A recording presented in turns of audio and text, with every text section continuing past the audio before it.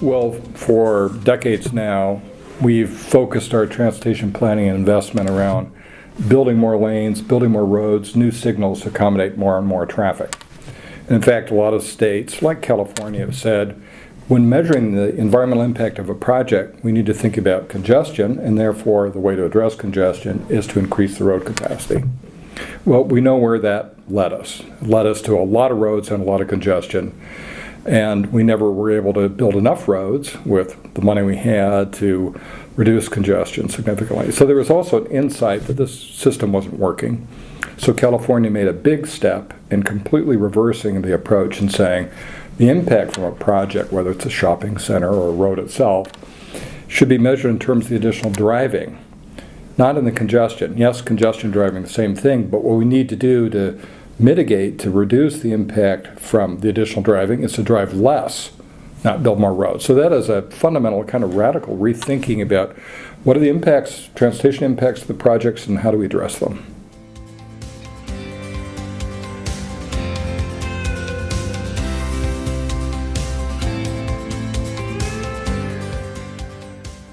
Well, of course, the legislation was a great benefit to developers who focus on infill and redevelopment, that is building on vacant lots or parking lots in an already urbanized area, or redeveloping something. It's designed to make it easier for them. If they're near a transit line, then they don't have to do this transportation impact analysis, and transit projects themselves don't.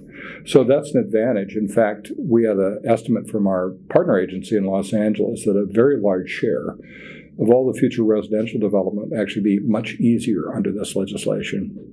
So the concerns come out of development at the edge, places where it's very hard or there is no transit, where inherent in the location there's going to have to be a lot of driving back and forth.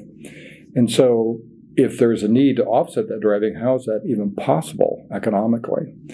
And in some projects, it may be very difficult. But it's also true that under the old standard, it wasn't like that was free and easy. Building a new traffic signal or widening roads is very, very expensive. And that could prevent the construction of certain kinds of projects as well. So it wasn't like one was a free pass and the other was very difficult. They're just different situations are facilitated by the new law, and others are now a little bit harder. But one of the things we uncovered in the course of doing the project is that we think there's a way of matching projects that may increase the amount of driving, VMT, with other kinds of activities that reduce the amount of driving, and that you could have a transaction or exchange that wouldn't even have to be near each other. So we had a lot of discussion about this and whether it was legally defensible, administratively possible. The answer is tentatively yes. So it might be possible, for example, for a developer of a new suburban subdivision to pay for a youth student pass in another part of the region.